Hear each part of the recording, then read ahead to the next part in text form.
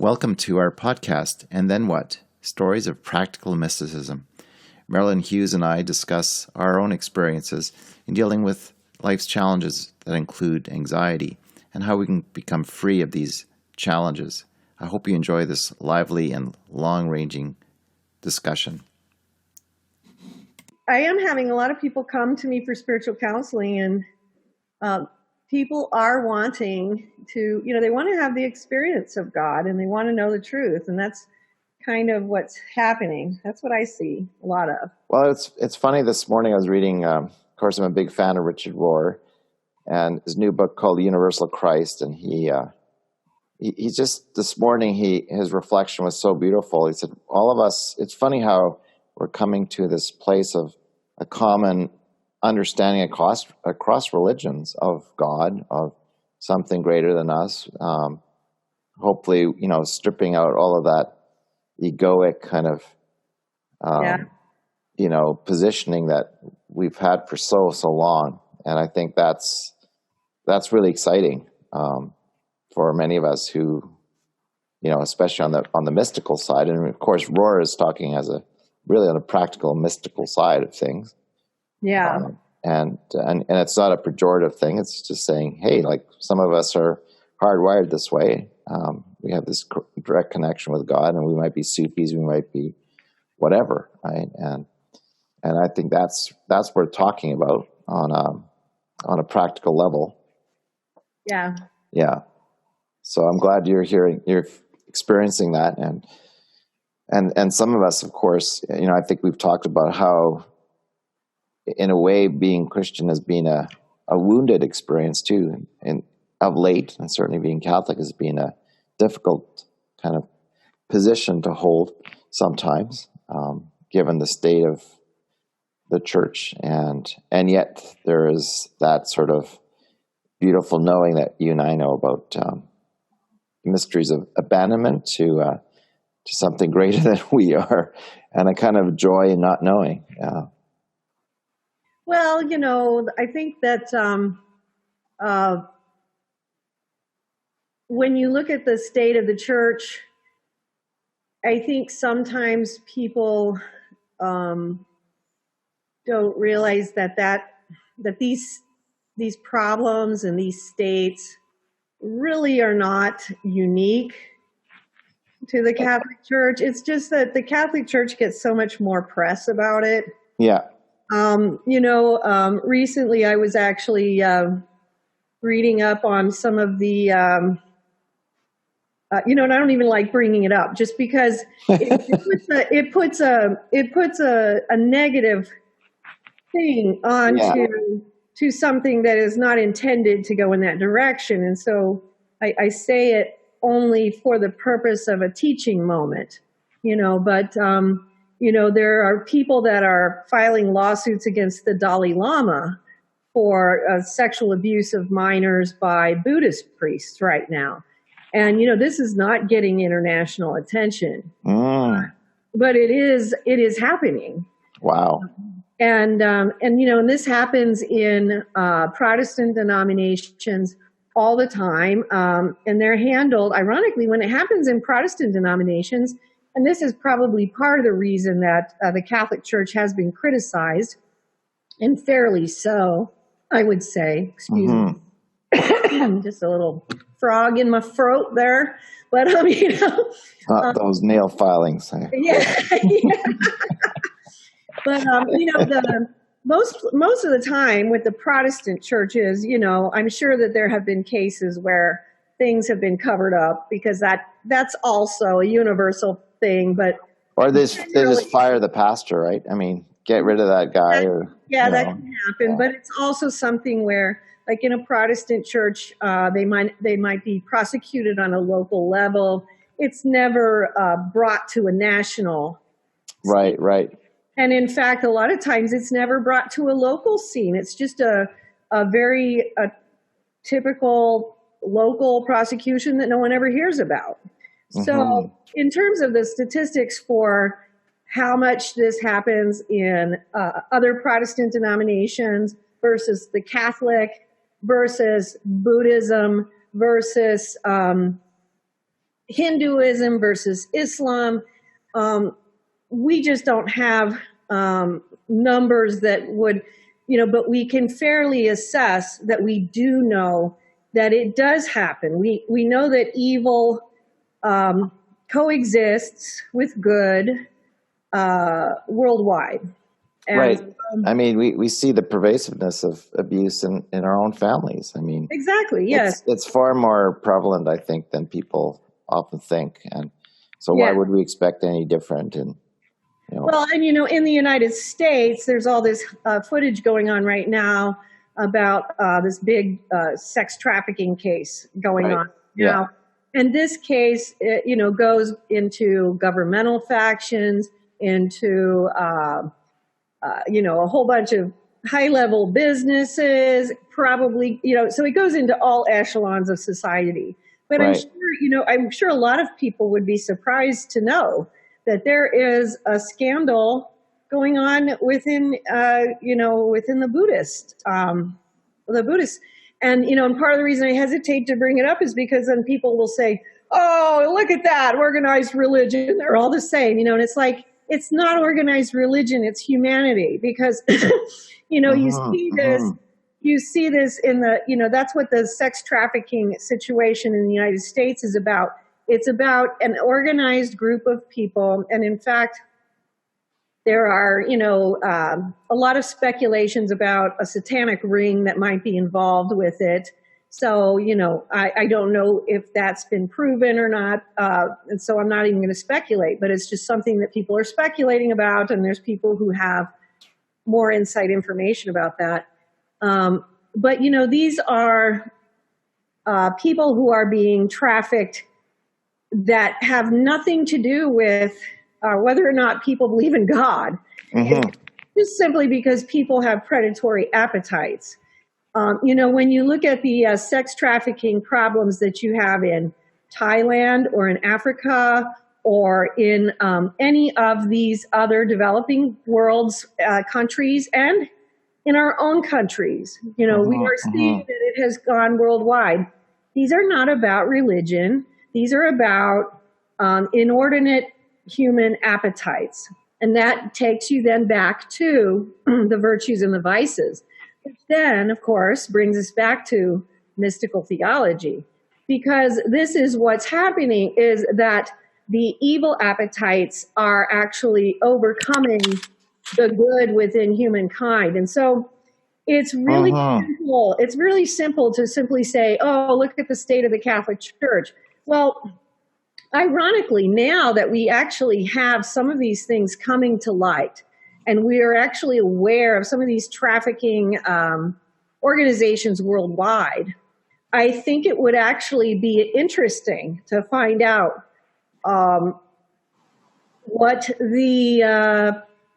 the percentages are in terms of, because, in the Catholic Church, there's a small amount of priests who have offended.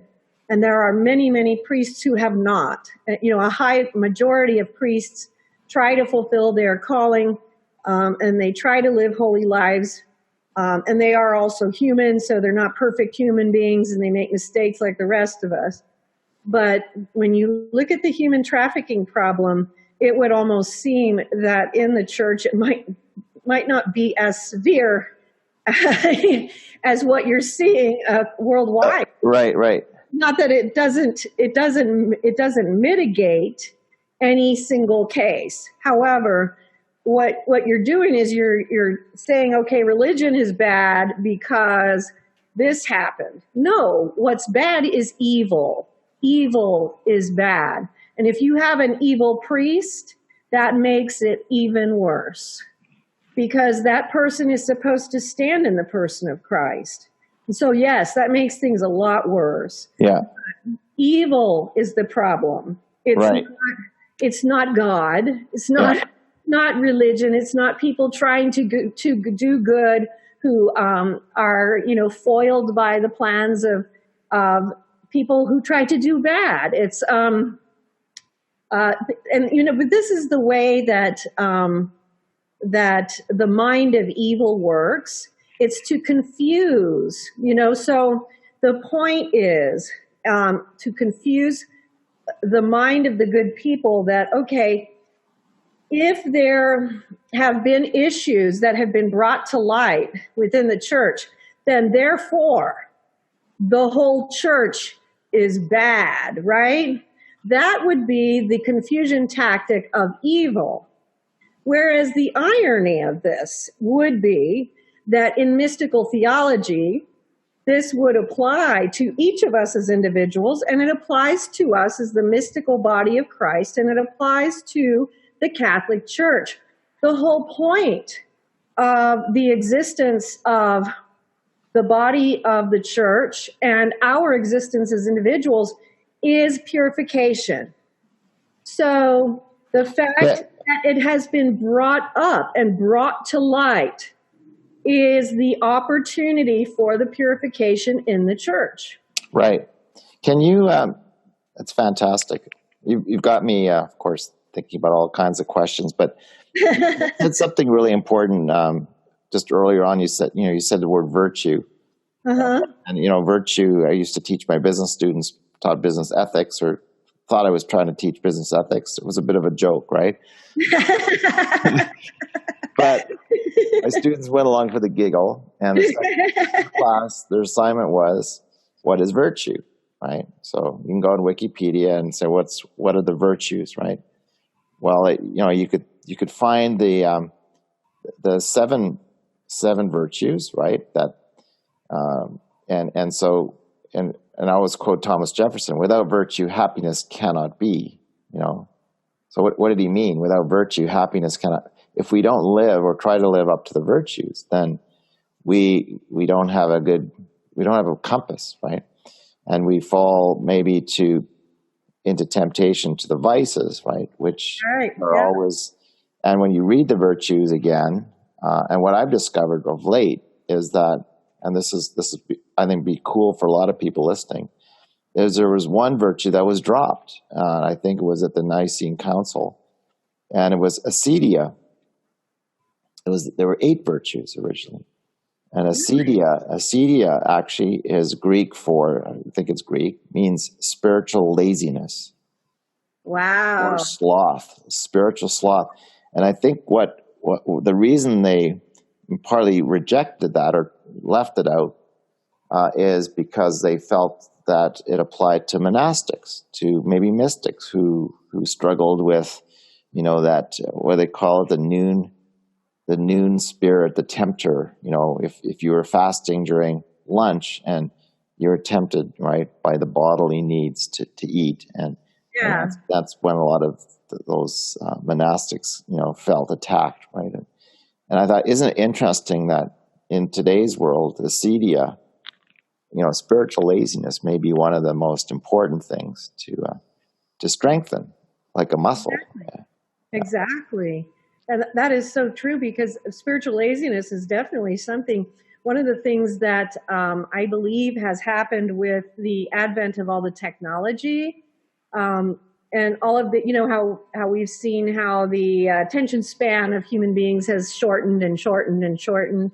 Yeah. And part of the purpose of that is to, from the aspect of the dark side, would be to make it harder and harder for people to actually be capable of communication and communion with God. Mm-hmm. You have to have that attention span and that ability to be silent in order to actually hear and listen to God.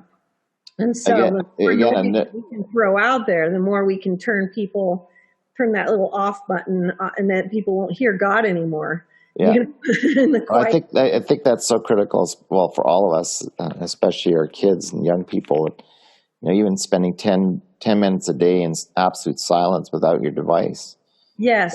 Is I find it extraordinarily hard not to just pick it up and, I don't know, look at Instagram or something. I mean, right? Play solitaire, something that you're, that's only what the iPhone's only been around for 11 years or something in terms of the smartphone. And, it's not very smart, but well, a lot of people have lost the practices that have fed the mystics for thousands of years, which included the prayer, the meditation, and these are things that we do in silence, and the spiritual reading, which has to be done without those distractions, you know.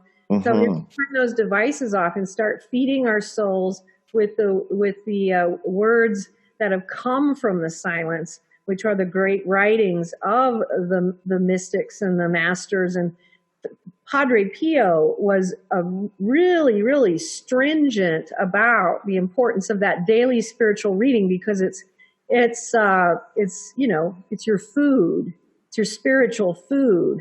And if you do not keep doing that, that's how you form your conscience. That's how you're forming your decision-making skills. That's how you're also preparing your mind and your heart and your soul for God. Right. Well, I could speak personally just as a business person, right? I was, you know, it's funny because one of the reflections I want to have today is, you know, at least at the end of the Catholic Mass, at the end of the Lord's Prayer, the priest says, and, you know, and free us from all anxiety. Yeah. We wait in joyful hope, right, for your coming again. And so I always used to, as a kid, reflect on that word anxiety. And as a business person, you know, when I started consulting, I was full of anxiety, you know, because you don't know when the phone's going to ring. Like, who's going to call some dude, you know, former bureaucrat who's now self-proclaimed guru in happiness and economics,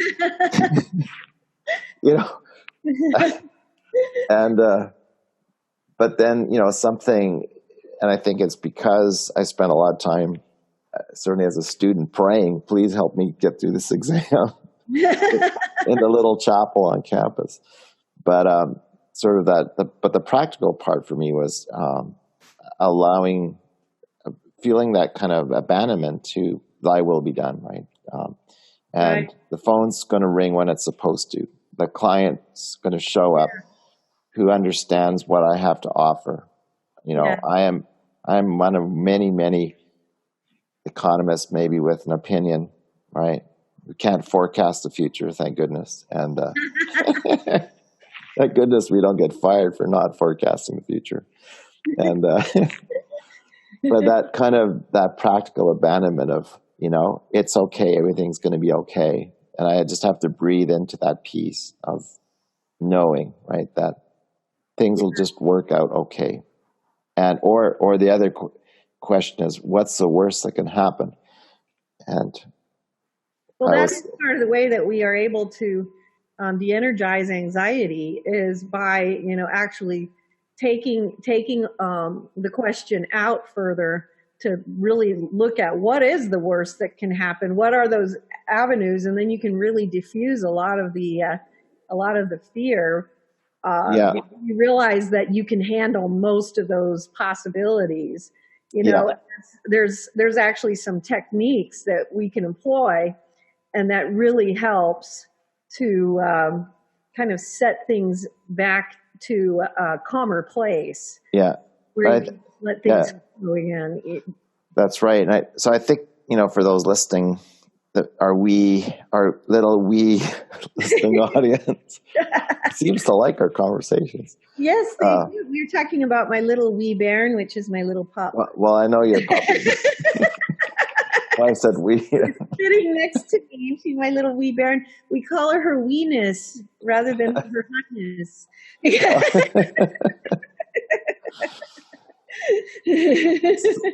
So I have a friend, and I asked her this morning. You know, a lot of our reflections are on that heavy, that loaded word love, right? And so, how difficult it is to go out in the world and say, all you need is love, right? And then we nod our heads and we're like, yeah, except I still have a mortgage or whatever. You know, that's for another day. And so it's so the question my friend asked, I said, well, what would you like Marilynn and I to talk about? And she said, freedom. And I said, what do you mean by freedom? And she says, this is what so many are seeking and desiring. What does it mean? And her reflection is, anxieties in many cases caused from our disconnection with spirit. It is what you, Mark, sometimes call spiritual dis-ease. So Can we reflect on that a bit? Sure. Freedom and You might have a different perception on this, so I'd be thrilled to hear yours too. But my perception of freedom and my way of practicing it are very specific. And so I'm going to start with how I practice it, and then we can talk about some of the more abstract, mystical thoughts too. But on a daily basis, there is a really simple way to be free. And this is again, look, I guess it becomes simpler the more that we inform our conscience, because we do have to inform our conscience in order to be able to live this way. But being free is living with the conscience that is free. And so being free is living your life, making the decisions that you are discerning would be the best that you can, as far as you are capable of discerning, as would be what God would ask of you. Because freedom is not carrying those regrets, not carrying the burdens of doing things that would cause others harm. Being free is not carrying those burdens. So when you are able to live your life on a daily basis, making the decisions, even when something like you're talking about the mortgage, even if which means a death pledge, by the way, in French. So does it? a pledge unto death. That's. You just ruined that thought. Sorry, the Francophone world doesn't use the word. It doesn't. It actually kind of helps it. But even when you got that mortgage, when you have all these burdens of life, the freedom is knowing that despite what is out there, what you can or cannot do, whether you are able or not able to pay that mortgage, that you are living within virtue, living within integrity. The integrity, and when I say integrity, it's like what I worry about, that goes through my mind is this is not a self-righteous virtue or a self-righteous integrity. This is a really focusing on trying to make the decisions that would serve God first and everyone around you as best as you possibly can, because there's nothing you're ever going to do that's going to fix everything. I just reflect because I love the origins of words. So integrity, integral, right? Yeah. It means to be whole, to be complete. Mm-hmm. And then we say one in being with God. So we in a sense are already complete, in the sense of we're already one in being with the love that created us. So that's to me freedom. Freedom is like knowing that you are love. Love is who created you. Love is who you are. There's no other debate. I mean, other than our mind getting battled, that is not true. Or, well, and what happens is, there's a full, process that you can go through, mystically and psychologically, that you can take with this, that really leads to freedom, which is, okay, so I'm living my life with integrity, but I can't pay my mortgage because I didn't cheat that client and I don't have the money to pay my mortgage. You know what I mean? But like you said, being at one mind with God. Okay, so if you are one mind with God, then you are truly free. So you are truly free. So then you're like, okay, but I still can't pay my mortgage. Okay, so then you take it out one step at a time. So if you can't pay your mortgage, well, then what? Mm-hmm. Okay, well, the bank is going to start sending me late notices, and eventually the bank is going to foreclose on my house. Well, then what? Okay, well, I'll probably have to live somewhere else, you know what I mean? Mm-hmm. Yeah. And what ends up happening, and this is, I'm giving a very simplified version of this, but this is the process that if you take this to the fullest extent, this is the process of the martyrs, which is, well, then what? Well, okay, if they cut my head off, I'm one with God. Oh, I'm good. I'm totally good. I'm okay with it, because, you look at it to the extent of, okay, so you can literally take it from the smallest of inconveniences of, okay, well, this isn't going to work out if this, okay, but then what? And then what? But then you can take it to the point of the worst possible outcome. Well, which is death. Yeah. Which is death or the loss of people that you also love. Right. And so, and it gives you the opportunity to realize that the life of integrity with God is where the freedom lies. And this is interesting too, because it's not just the freedom of conscience, it's also the freedom of spirit. Because this is, as a mystic, these are the things that release your soul for that union with God, for these flights into the mystical union with God. And so, this freedom that comes with the mystic path, this freedom comes at the price of integrity. Yeah. And sometimes that price of integrity is high. Sometimes we are asked to give up things in life that we may not expect to be asked to give up. We may be given trials we don't expect to come our way. But what we have to then remember is to take it further out. Okay, all right, I didn't expect this one. Okay, but all right, so let's take it out. And then what? All right, Lord. We're taking another fork in the road here, and and then what?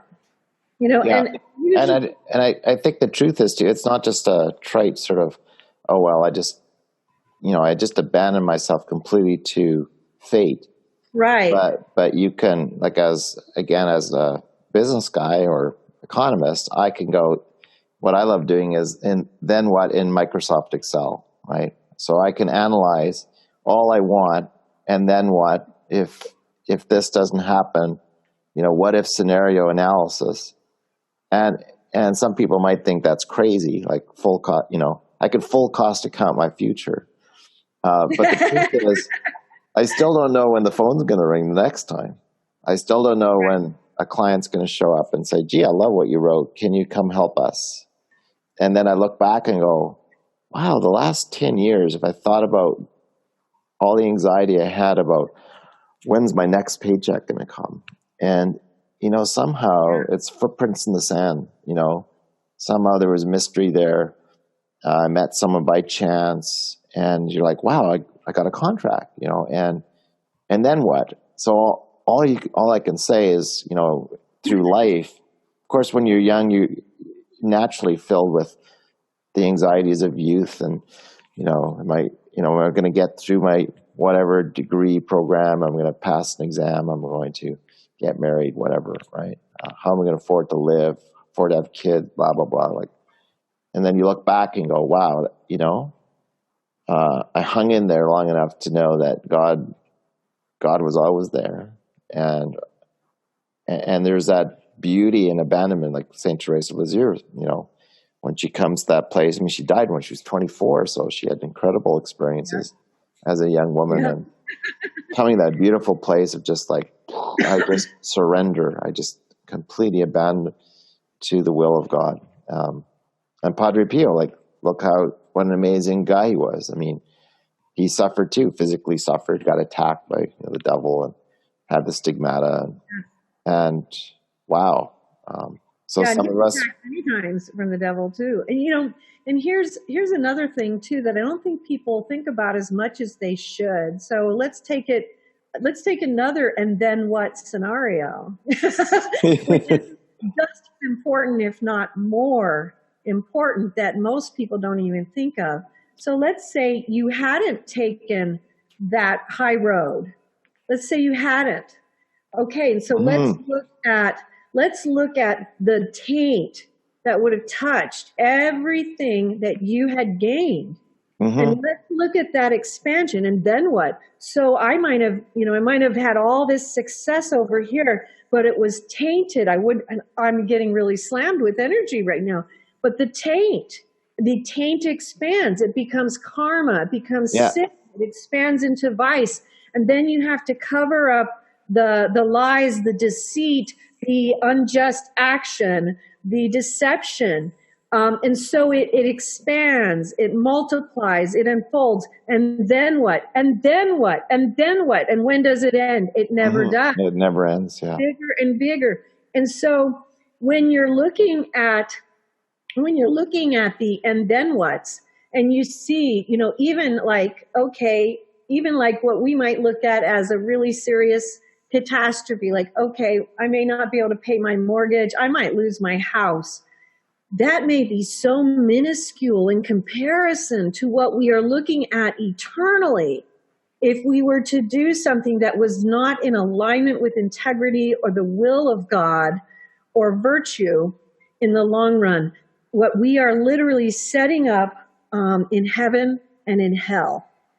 And in terms of what we are energetically doing to our own soul, not to mention to the souls of our children and those that come after us. Yeah, and so we don't think about that.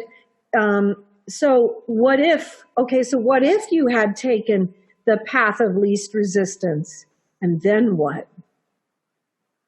It's scary. Yeah. No, I think you've touched on it some in our time. I mean, a lot of people say, wow, these times are so dark, so despairing. There's climate change. And, I was thinking this morning, gosh, I'm trying to try to learn about my body and, eating better, right? Eating, maybe we should just be eating raw vegetables or raw, maybe that would be a lot better.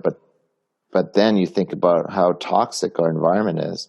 Like, we've allowed companies to create chemical, chemical soup that is anathema to our cells, to nature. And we find these things acceptable. We continue to allow them to operate and have their corporate license, and yet they're manufacturers of death. And I think this is, as a former professor of ethics, like, this is not acceptable. And you look at how beautiful God created everything and said it was good. Yes. And have we stopped operating, reflecting on, and then what is good? What is better? What is guiding our ethic as business, as countries, as a Canadian? I can look across the U.S. and go, you guys are insane. Like, I don't know what kind of Kool-Aid you've been drinking, or maybe too many, I don't know, Frankenfoods, but it's not much different. It's kind of, there's chaos everywhere, right? Yeah. And Canada's not immune to that either. So, but you sort of go, wow, like, how come we're messing this up so badly when we were given basically Eden, we're given paradise, and we have the tools, the skills, we can live a life of pure integrity, or attempt to live a life of integrity. We can make better and good the central operating principles of our businesses, of the way we govern our nation. Yeah. And we set aside the ridiculous division and racism that continues to rear its ugly head. And last night, we had this beautiful group from Louisiana playing, husband and wife, black. He goes, it doesn't matter what the color of our skin is. And he came up and he gave me this huge man, gave me the biggest hug in the world. And I said, I love you, man. It's all about love.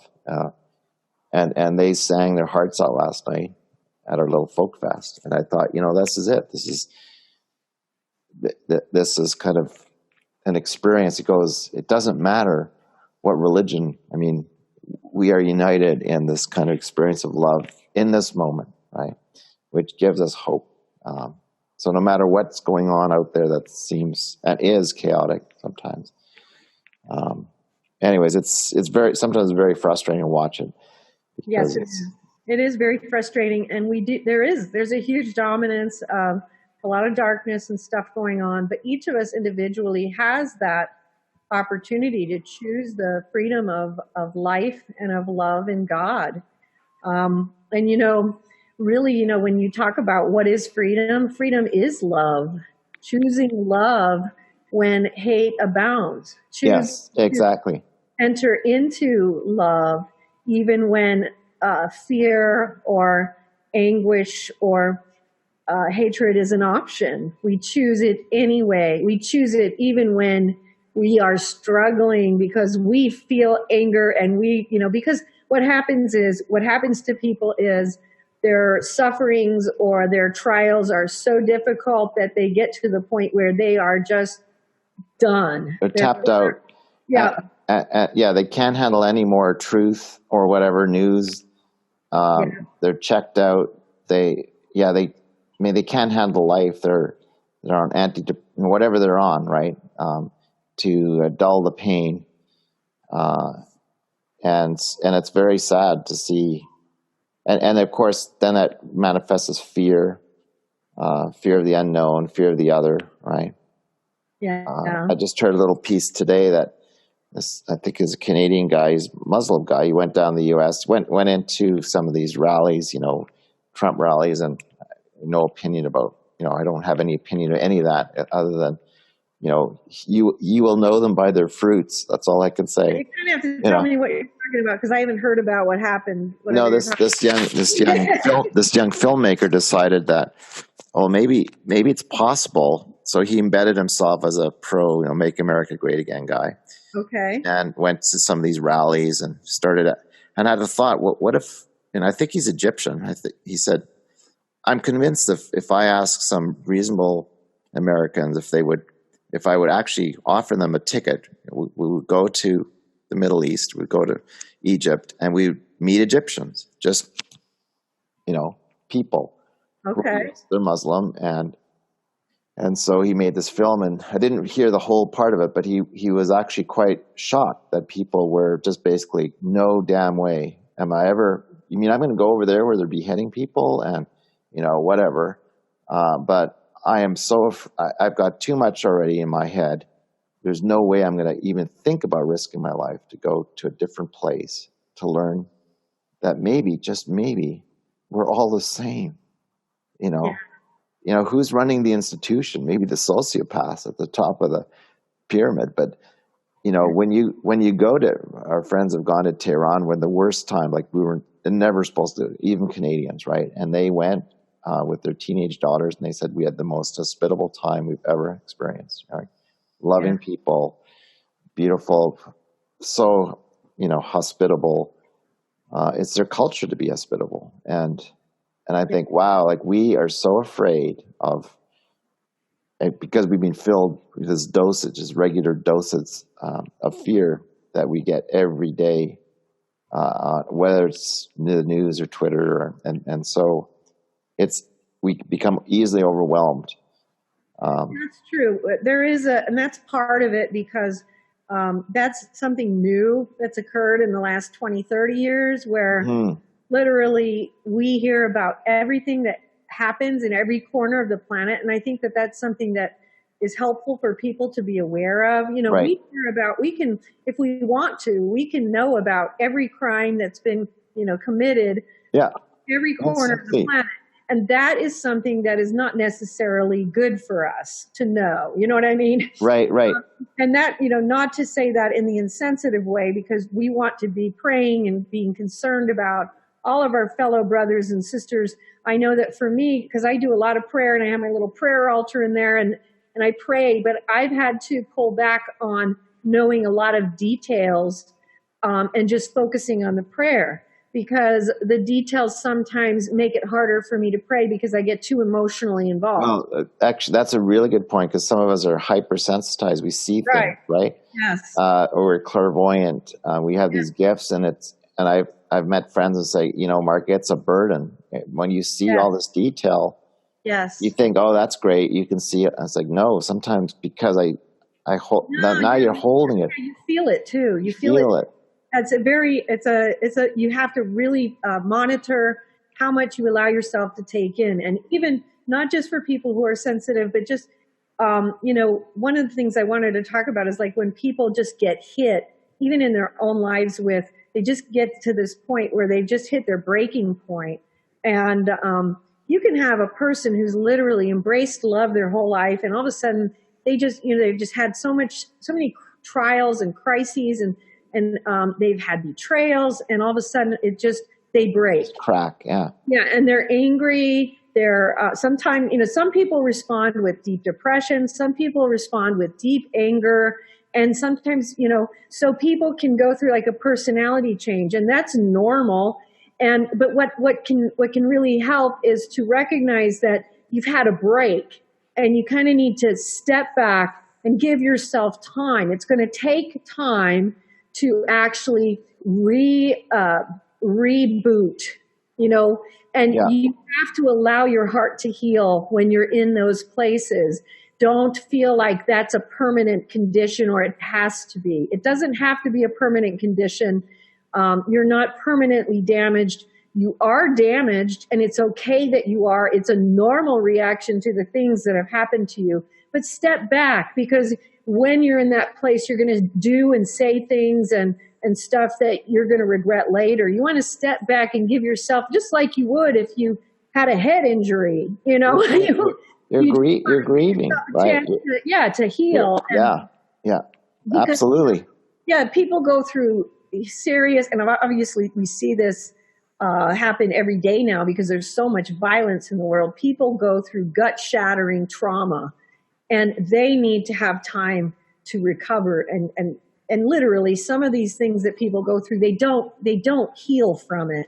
They learn to live with it. And it can take 4 or 5 years for people to even just learn to live with it before they can actually just start recouping. And they're never going to feel the same again, but they will find their way back to a new way of living in the freedom of love and not being a captive to the evil that was done to them or to just the trauma that they underwent. Because some people go through traumas that maybe weren't perpetrated by evil. It might have been a natural disaster. It might have, I mean? It might have been just the normal circumstances of life that can really be horrible for people sometimes. Right.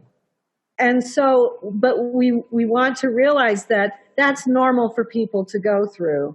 And also, I always recommend to my clients, when they are going through severe depression, it is important to feel okay about utilizing antidepressants if it's recommended in your situation. Part of the reason for understanding why these things are helpful, and a lot of people are uncomfortable using them, and it's okay if you make your own choice about that, but understand why you're making the choice. Don't do it because everyone says, oh, you shouldn't do that.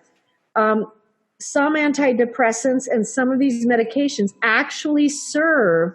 There's things that happen in the brain when someone goes into a state of depression that actually shuts it down in a certain sense. I'm going to use some. Yeah. You're not going to use big science words now, are you? I'm just going to use simple terminology. Oh, okay, simple. Literally, it's like a reboot. Yeah. And so, they have actually recently proven that some of the antidepressants actually serve to provide a reboot for people in severe depression, and especially in cases of like severe grief, things like this. It actually reboots. There's an electrical and chemical process that people are going through. So I think it's important for people not to feel guilty about utilizing medical interventions for these difficult periods as well.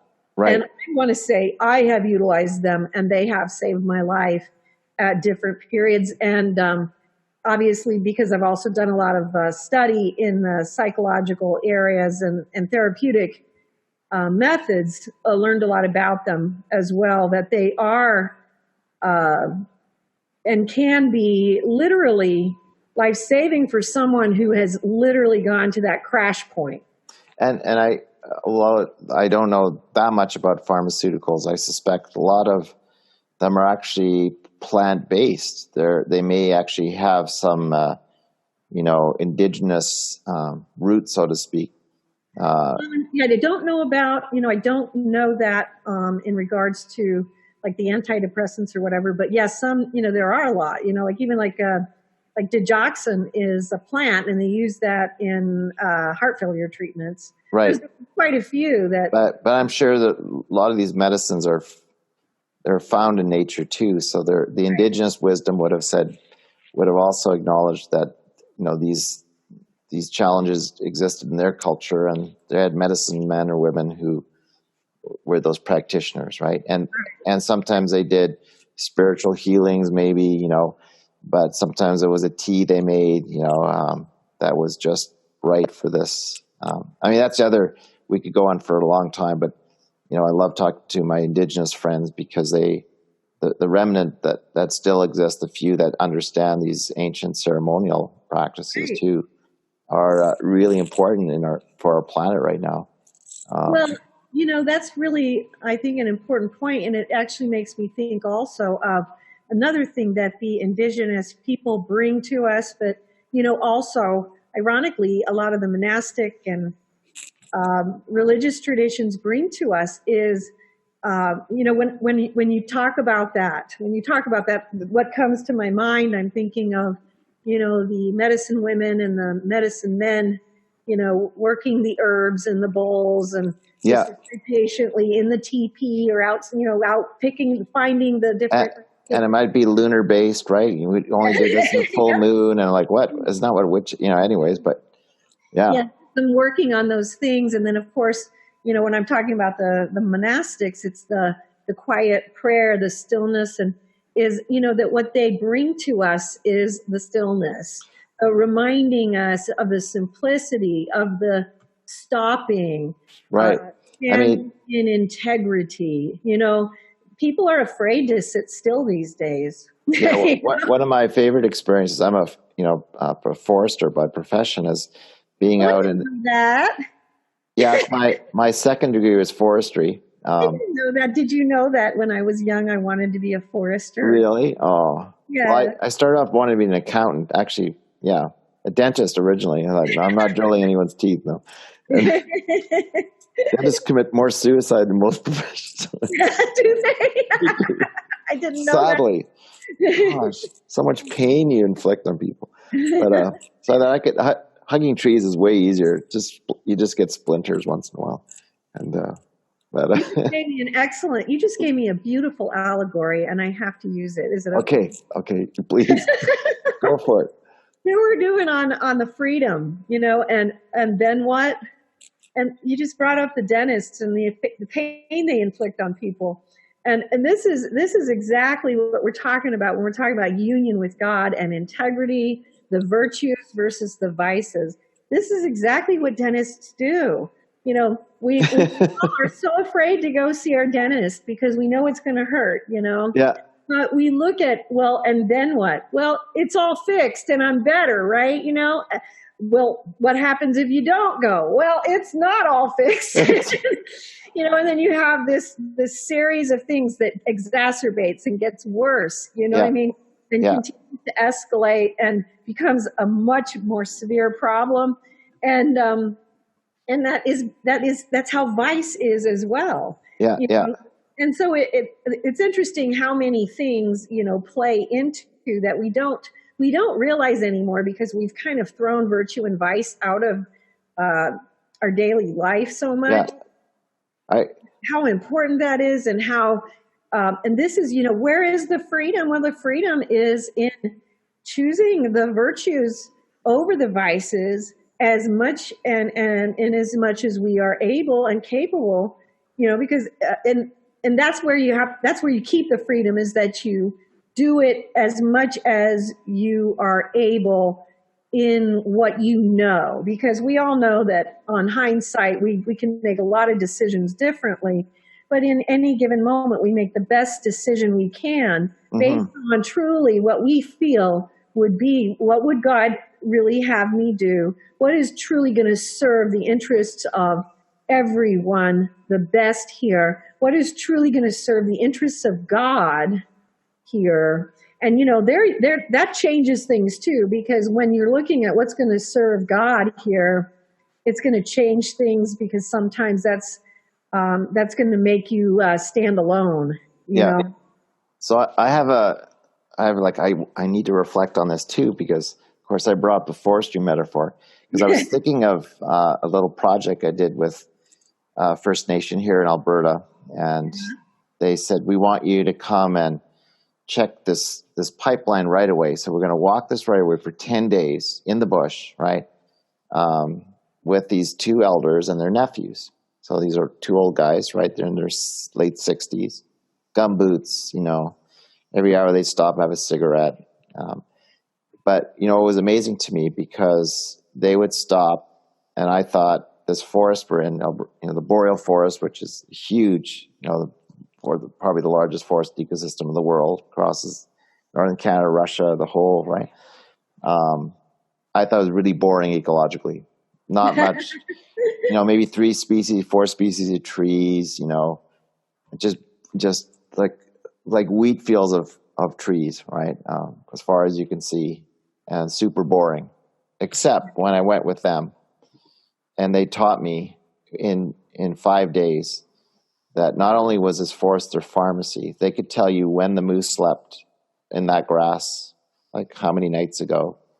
They would kneel down to a little plant. You'd think it was nothing. It looked like a weed or something. And they said, this is our sacred medicine. And each family had their own tradition of how to use that and they called them medicines, right? Yeah.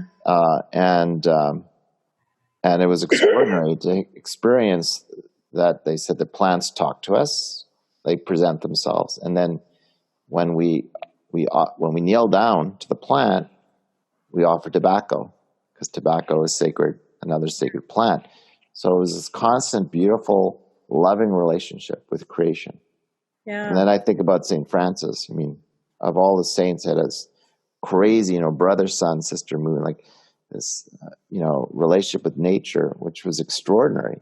And it's in our time now, you think, gosh, if we could just, maybe sing the Canticle of the Sun a few more times, maybe we would get over our climate change angst and come back in harmony with nature, which is already beautiful, created, whole, integral, wants to heal, is hardwired to heal and return to a homeostatic condition.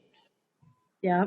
Except we are, through our own whatever economic systems, putting all this pressure on her, and she is responding. And what we don't realize is, this has happened many times in the Earth's history, and the nature of it is that the Earth will just expel the offending force. I mean, just like our bodies do. So yeah. But I think that to me is a message too for those who are thinking, these are just woo, like mystics talking. But like on a practical level, there's very practical things we can do for the Earth right now. There's ceremonies that have, are now being quietly, retaught to a next generation of healing water, right? And yes, talking to trees. Little 10-year-olds, I've met the hereditary chief of the Squamish Nation in Vancouver a few days ago, and she says, my 11-year-old or 9-year-old, he speaks to the trees. And I said, of course, I don't think that's weird at all. I said, of course he's. So did you chastise? Don't tell anyone. She said, no, we actually say, that's great. Encourage him to talk to the trees. Because if, goodness knows, Lord of the Rings, they had like talking trees. So like, why can't, Exactly. But, yes. So I think to me, it's interesting for the young generation who thinks things are, so dark and despairing. It's like, no, we have a lot of tools that have almost disappeared, but there's still a remnant of elders who understand, right, these modalities. So we need to go. It sounds like that in Canada, that might be more even so. In the United States, I feel like our tribes have been a little more decimated, even though we still have them. Still. Well, in your own neck of the woods, I mean, I know I've read some of your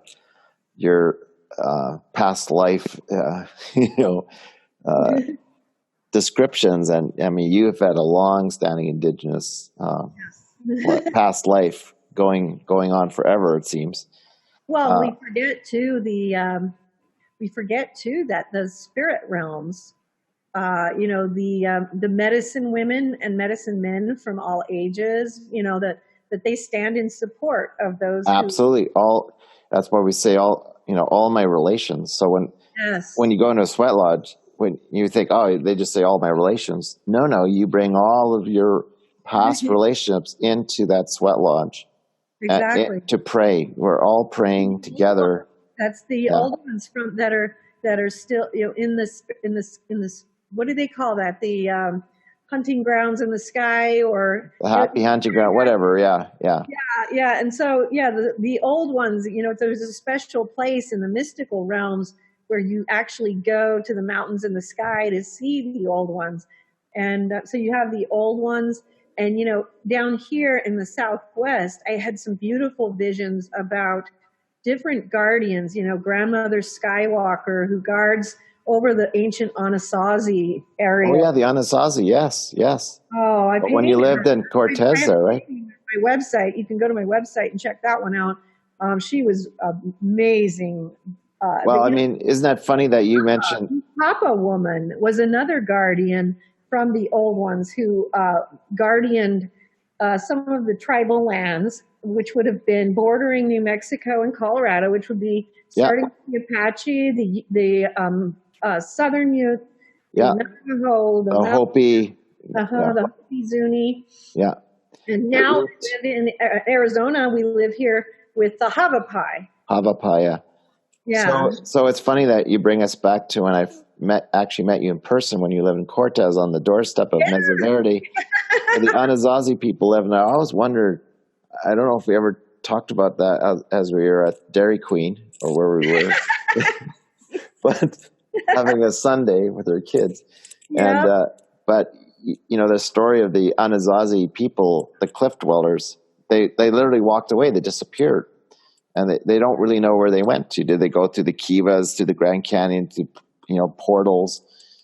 Where did they go? Like, did you ever get a mystical feeling about what?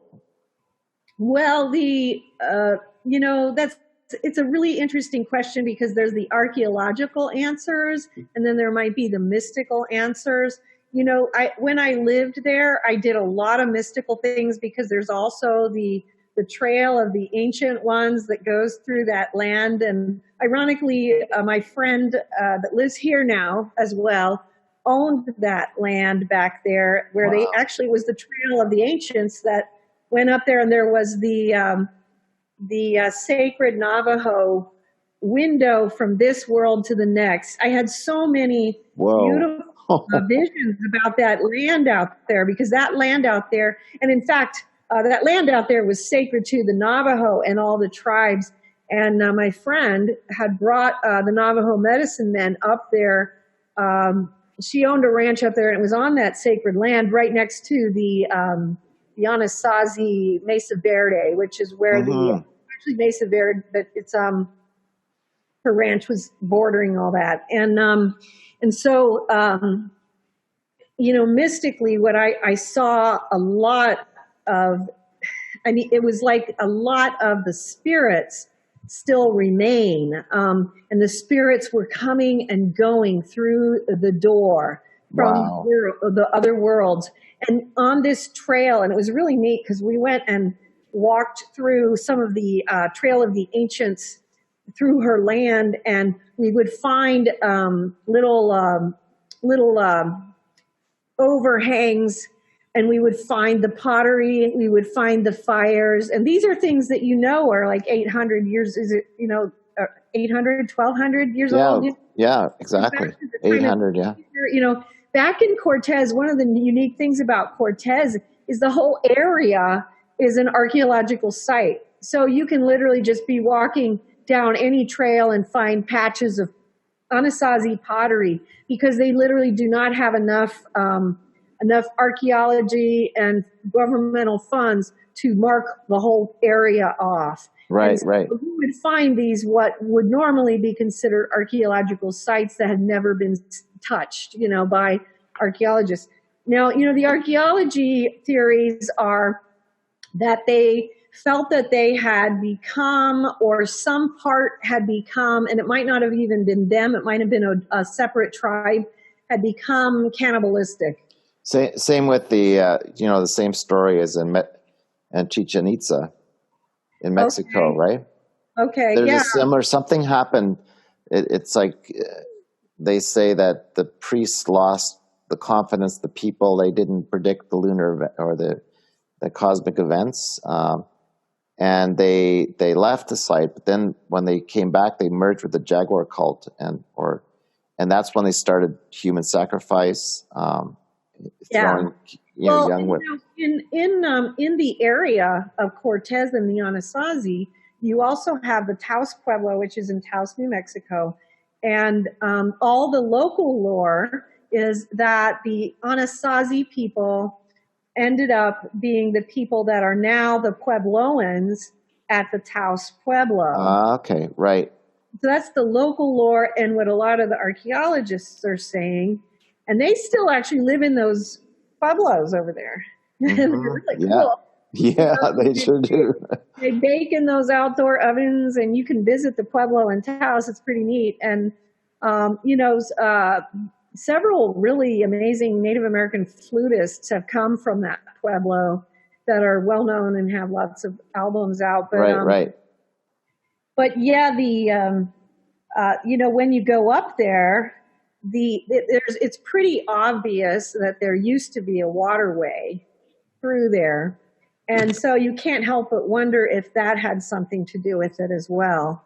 Because it's pretty obvious. There's a lot of fossils that are obviously, fish and water type things. And it makes perfect sense that, ironically, Cortez could have been in ancient Venice, Absolutely. It would have been spectacular with the growing up on the mesa, the plateaus. And and in a lot of respects, that makes a lot more sense in terms of how they would have ended up where they are. And, most of the science, the geology, and the archaeology points to that as well. So I don't say that just as my own theory. They believe that it used to be a waterway, that there was water there. They also talk about there having possibly been portions of glaciers up there that melted, and being up there by the Continental Divide. Because, I was up in Pagosa as well. They talk about the glacier having come close to that Continental Divide area. So, there's some different scientific or archaeological theories, but it seems like the one, and, it's interesting when you live there and you talk to the Puebloan people, that's the local lore. The Anasazi became the Puebloan people. There's Chaco Canyon, which is south of Pagosa Springs. Yeah. And so that you would be moving from Cortez, which then goes east to Chaco Canyon, and then goes east to Taos. And so it would look like that would be a possible migration if the people had moved in that way. And a lot of the Puebloan people also ended up in the San Luis Valley, and many of those people then ended up in the area of Pagosa Springs as well. And, so I actually got a lot of this information from some of the people who lived in Pagosa Springs who were from, like, the San Luis Valley, who had lines from the Puebloan Indians and from the family lores, what they were told of the family stories of the generations. Wow. And so, it always felt pretty authentic to me. And even when you look at the people, they have unique features. They're smaller people, oftentimes shorter. They have smaller hands, smaller feet. They have some distinctive features that when you talk to the archaeologists or forest rangers at Mesa Verde, and when they talk about their finds out there, they talk about unique features. People out there too, and so some of these things seem to fit. I'm not, an archaeologist, so I guess I shouldn't be giving my opinion, but, I guess I am my opinion. But this is a show on practical mysticism, not an educated opinion. It's just me. We're completely off road right now, anyway. We're just off roading. Wait, you went to Mesa Verde? Like I thought you were talking about. Yeah, but we're talking about being free, Mark. So we're totally on the right path here. Well, to me, it's still relevant because there's a practical mysticism to the indigenous way of being. It just goes on and on. The Hawaiians, I've studied Ho'oponopono, which is an Huna. I haven't studied Huna, but that ancient Polynesian tradition of love and forgiveness. Well, what's interesting about this whole thing that you're talking about with the indigenous? That is such a good point. And this is, I did a whole bunch of research and study. Part of the reason being that, I did have so many past lifetimes that I experienced where I was indigenous, as well as I talked about a lot of it in Medicine Woman Within a Dream, which is one of my books, about my experience with the ancient medicine women throughout all the ages. So I did a lot of research into the shamans from throughout the world. And what I think is so fascinating, and this does show exactly what we're talking about. It kind of brings it together. And this is the indigenous people. That the shamans and all of these people had such similar practices in every nook and cranny of the world at a time when they did not have contact. What does that tell us? It tells us that they were connecting to a similar source.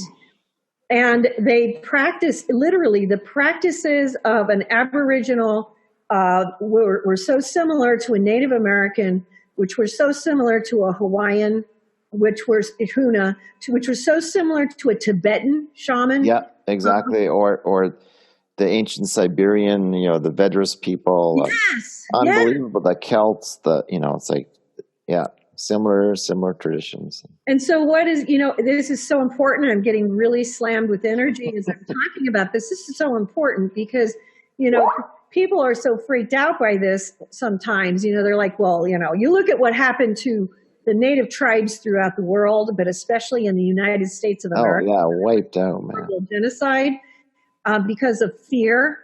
But look at this reality, this truth, where these practices emerged almost identically, in every corner of the world at a time when there was no way for them to communicate.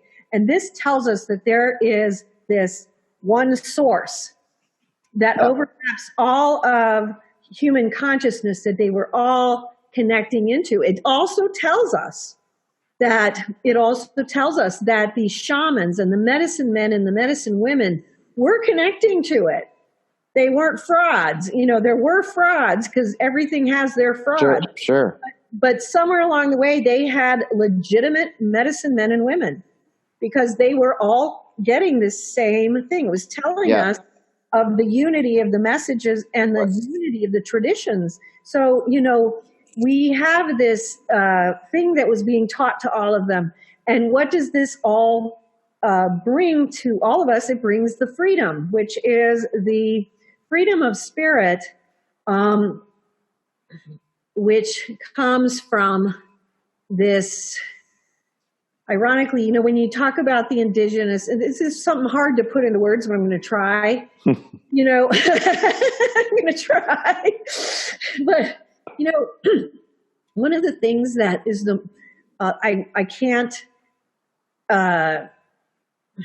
when I would have my experiences where I would go back and re-experience my lives as a Native American person, the thing that was the most beautiful was the simplicity and the union with nature.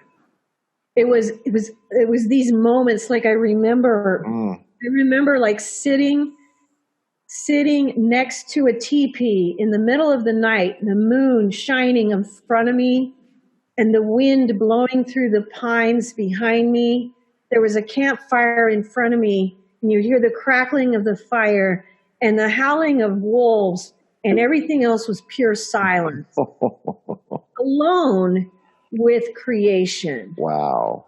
I remember moments of sitting by a river, feeling the rush of the water coming by. There's this simplicity that the indigenous people remind of, that they remind us, this living with Mother Earth. And they slow down, right? When they speak, our mind goes crazy because they speak so slowly, and they speak in story, and we go, just finish the story. Like, we're so impatient. But they're teaching us something. Slow down. Like, listen. Yeah.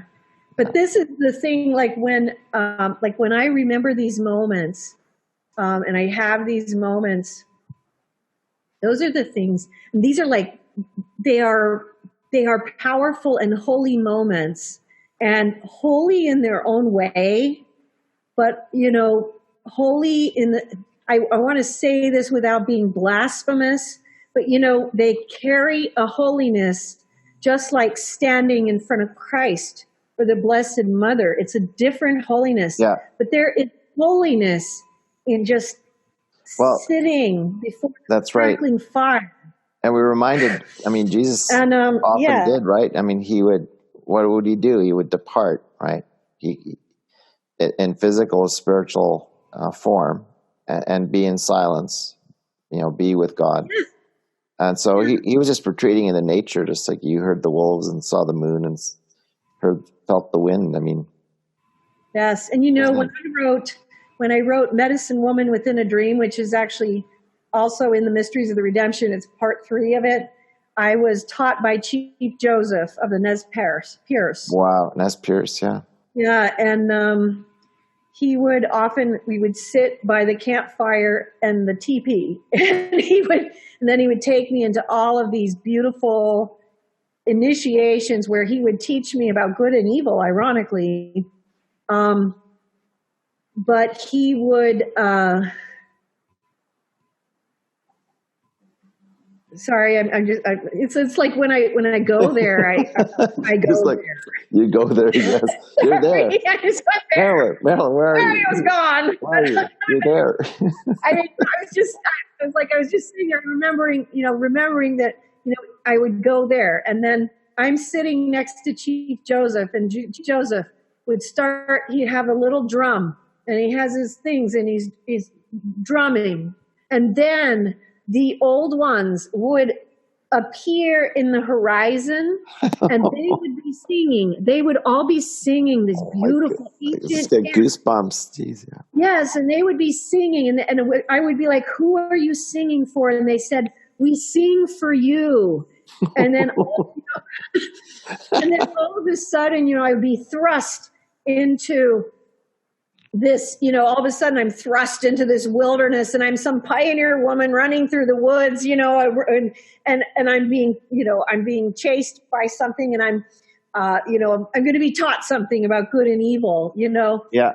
But there would be these beautiful moments of freedom where this is I don't know if it's making any sense. I would be taken in, and then I would go through this intensive experience inside time where I would be shown, I would re-experience something in one of my lives, usually something horrific, like one of my deaths. And then I would come back, and they'd be still singing for me, and I'd be like traumatized and all this stuff. And then they would look at me. Like, I remember one time I went back into a past life during the Civil War where I was supporting the South and I went back to the Civil War, and I'm coming back from here this time. Yeah, So yeah, you yeah. have to remember how I'm like disoriented by this, because I'm going in. It's like, wow, this is cool. This is the time of the Civil War. And then all of a sudden I'm listening, and everyone's talking around me, and they're talking about that jerk Abraham Lincoln, and all that. And I'm like, what? I'm having this realization. Wow. Wait a minute. I'm actually in a family on the side of the South. What? Are you kidding me? Really? And so, I go through this, and I'm kind of like in shock, because it's a moment where you're learning about a time. In fact, I'm not going to tell you that, because I'm going to come back and let Chief Joseph say it. So I come back, and the chiefs are all singing. Chief Joseph's got his drum, and he's, Chief Joseph would always be sitting there, and he's like, chill, on the log, and the fire's going, and he's like, waiting for me to come out of my trance like thing, and I'm lying next to the fire now, and he's like, I'm like, oh, I'm like, freaking out, coming back from this traumatic event, and he's like, and they're like, yeah, we sing for you, and I'm like, cool, and he's like, well, and I'm like, what in the heck just happened, and he's like, well, would you be shocked to learn that you had previous lifetimes where maybe you supported things that you would find reprehensible now? Wow. And I said, yes. And then he just very quietly, still drumming, everyone's singing, and I'm like, yeah, okay, yeah, that's surprising to me. And they said, okay, so is it possible that if you had previous lifetimes where you held beliefs that are reprehensible to you now, is it possible that you currently hold beliefs that if you were to look at them more closely,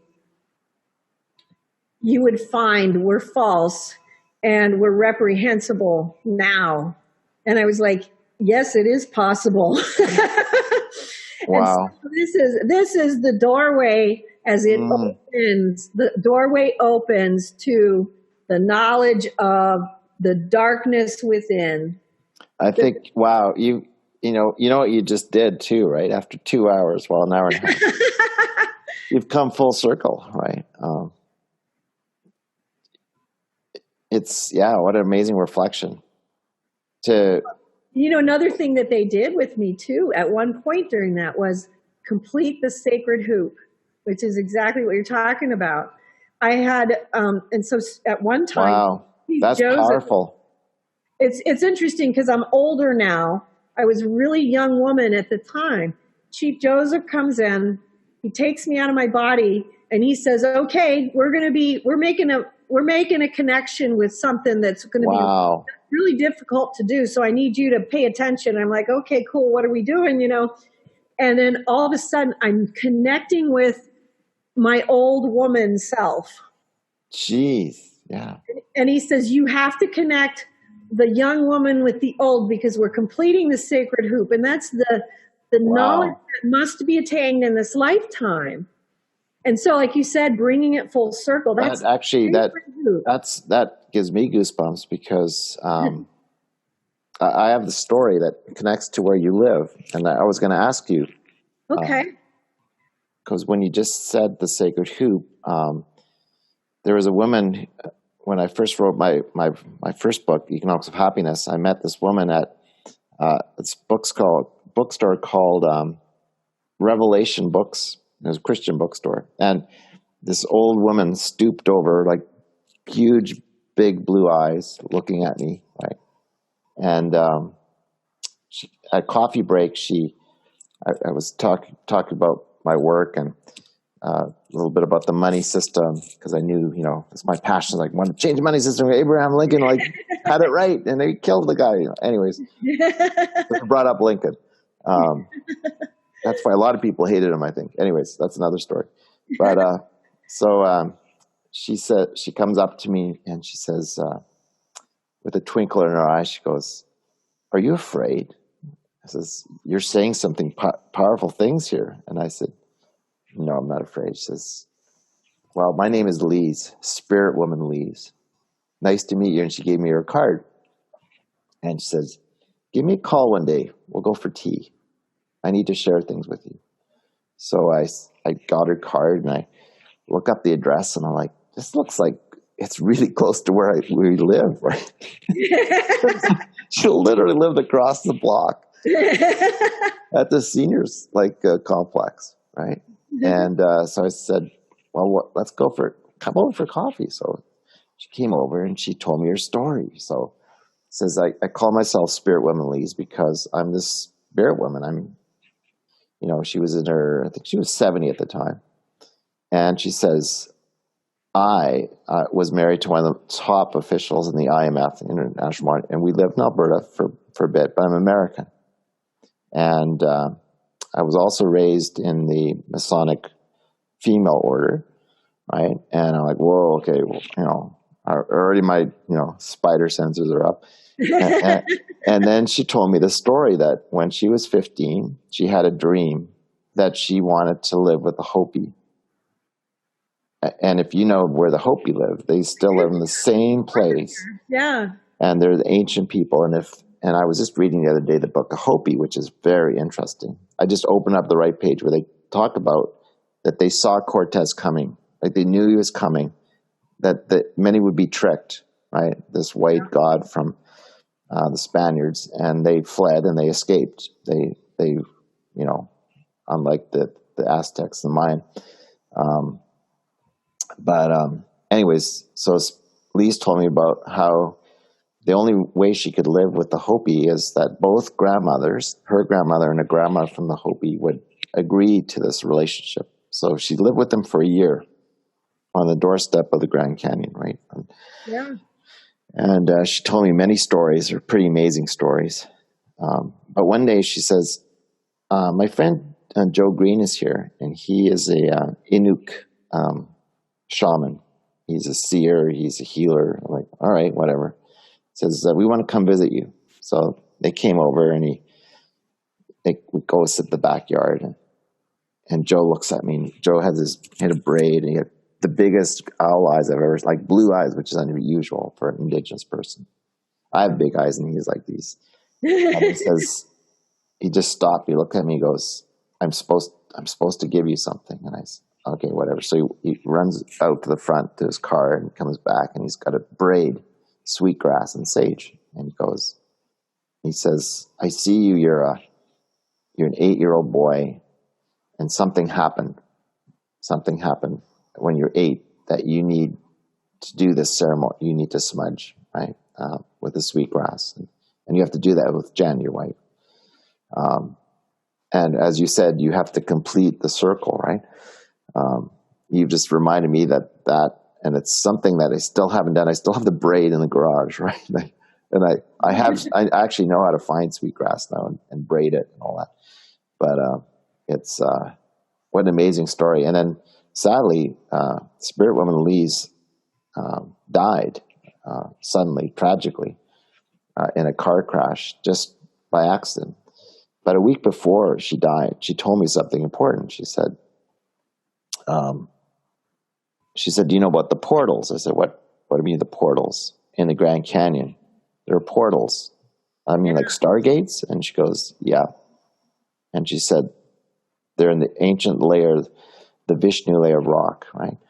The lowest part of the Grand Canyon. And she said, they're all open. They're now open. And I went, interesting. And a week later, she was killed, gone, right? And so that's my little story of Spirit Woman Lise. She had to go to them portals. She couldn't wait no longer. She was like, I'm not waiting. I said, what is it? You didn't stay long enough to tell me what it means. Like, oh, wow. Yeah, but it really does. It opens the door to,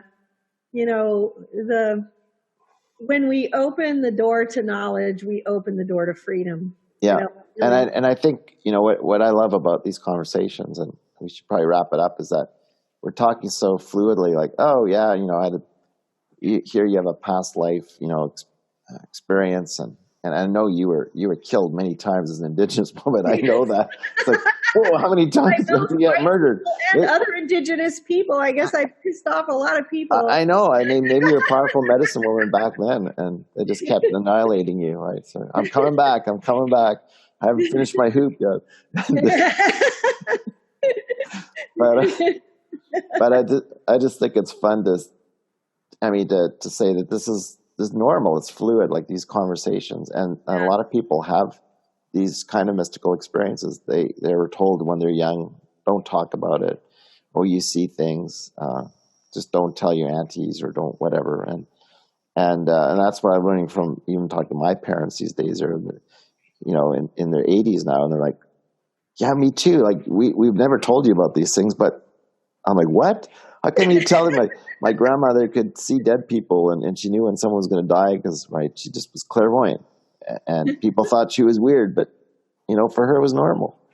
And I think that's what's kind of fun about these conversations, because they're just. Well, it'll be neat when we can get to the point where people can start seeing the fluid. And I'm doing my hands up and down to show the fluid nature from life to the next life, to the next life, the next life, because there is a continuum, and this whole continuum, ironically, does lead to the completion of that sacred hoop.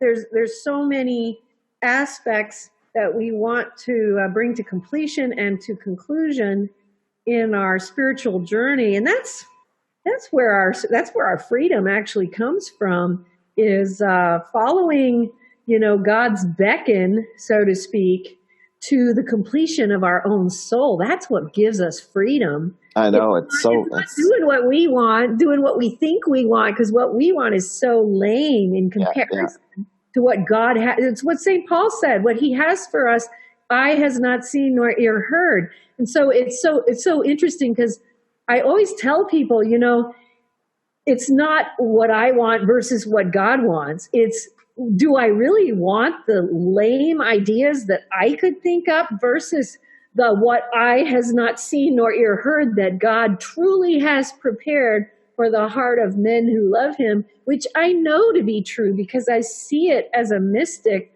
That's what we want, and that's what frees us. And that's what frees us, because God leads us to that wholeness, that completion of soul, which is what gives us peace. That's what gives us that peace, even when the mortgage can't get paid, even when the details of life don't go as we hope. That's where peace resides. Yeah, and that's where, my friends call me Dr. Joy, and I don't have a PhD in joy, but whatever. But I like that, Dr. Joy.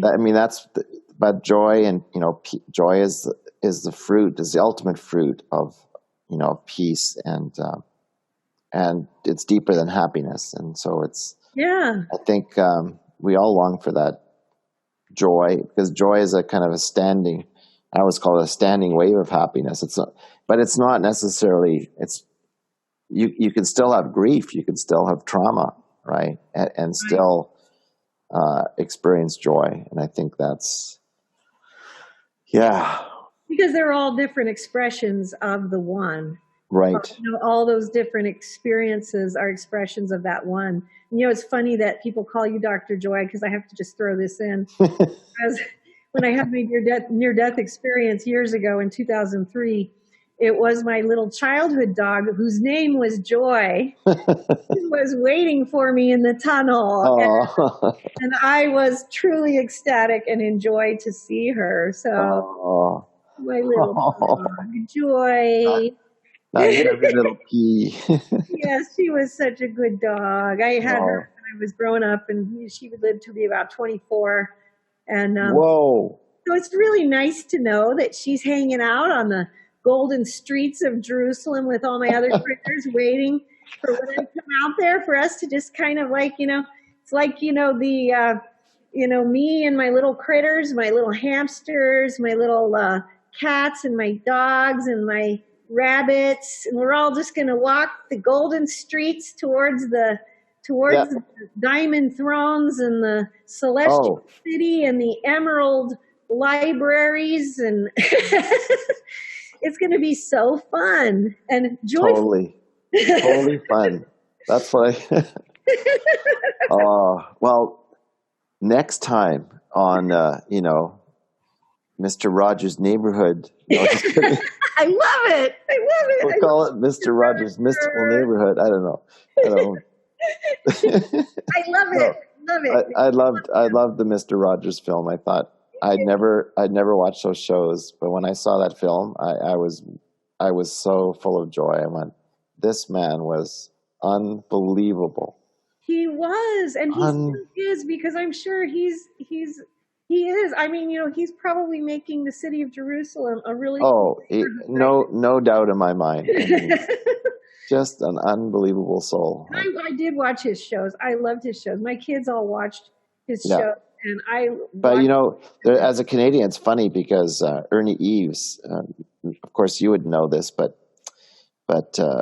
Ted Rogers. No, what was his name? Well, anyways, Mr. Rogers. He originally came to Toronto, right? And he met Ernie Eves, who became our Mr. Dress Up. It was called Mr. Dress Up, and they were good friends. So, and then he went to Pittsburgh, right, and started the Mr. Rogers, show. But the two of them were dear friends for forever, right? And it's funny how there's that connection between the Canadian and the U.S. That is cool. Yeah. Very cool. And I just loved, I mean, the fact that he grew up in a lot of silence in his bedroom, right, as a sick kid in his grandparents' place, and his grandfather gave him that wisdom. But it was a silence that really, I think, he I love you just the way you are. It's just, yeah. Well, what did his grandfather tell him? I can't paraphrase it, but it was basically follow your heart. Follow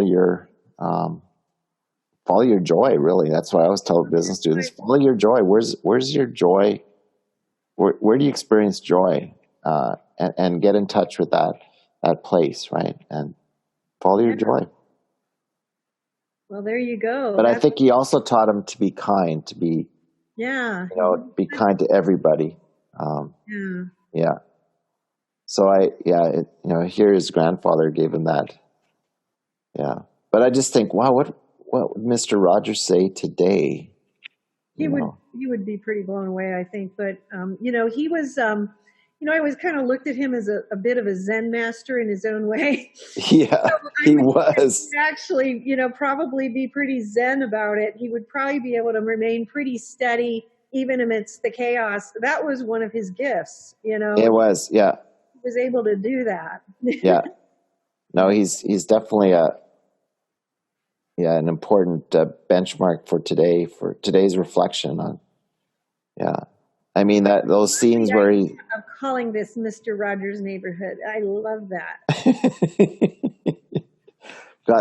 A fitting idea. Yeah. Just really, really simple, honest conversations about... Yeah. I mean, and I think, in closing, sometimes I think this is where I love Richard Rohr. He's like, sometimes we're at a loss of words. We overcomplicate things with our theological mind reflections, and it's just really simple.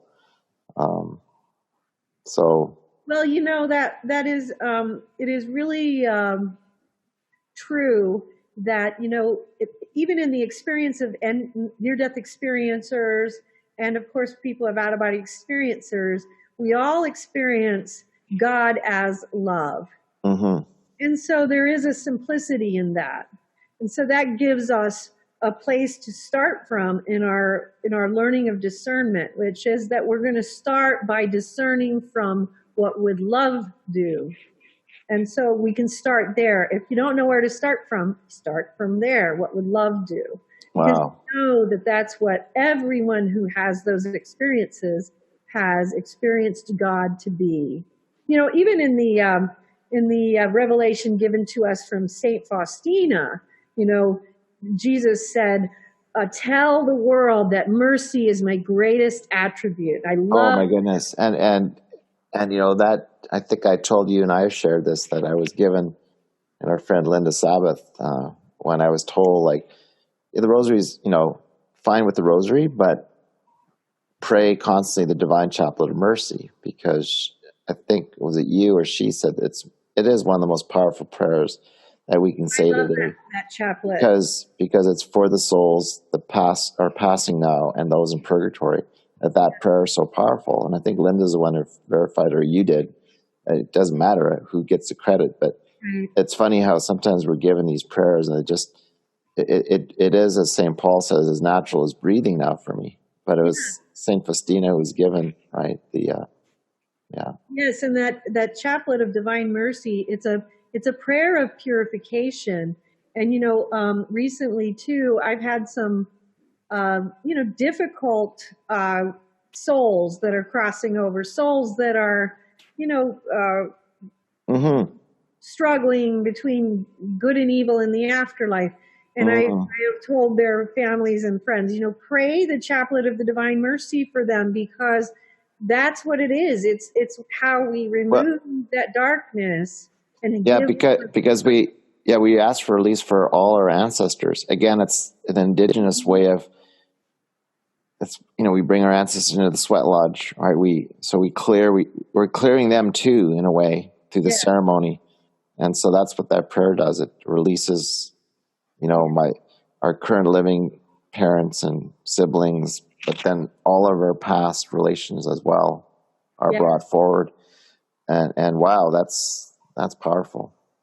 It really is a powerful prayer. And, I also recommend the Office of the Dead, the Liturgy of the Hours. Those are all really good things to offer for people crossing, for purification, for people, for ourselves, for the living and for the dead, really.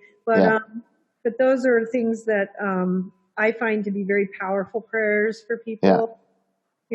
So I think our show, I think we should try to close, but I think our show should be called "And Then What?" And then what? I love it. Maybe we'll start with a single word, like, I don't know, something. I just like, and then what? It's like, what else are you going to talk about? I love it, Mark. And we don't know, because we're like totally off-road, unscripted. Like,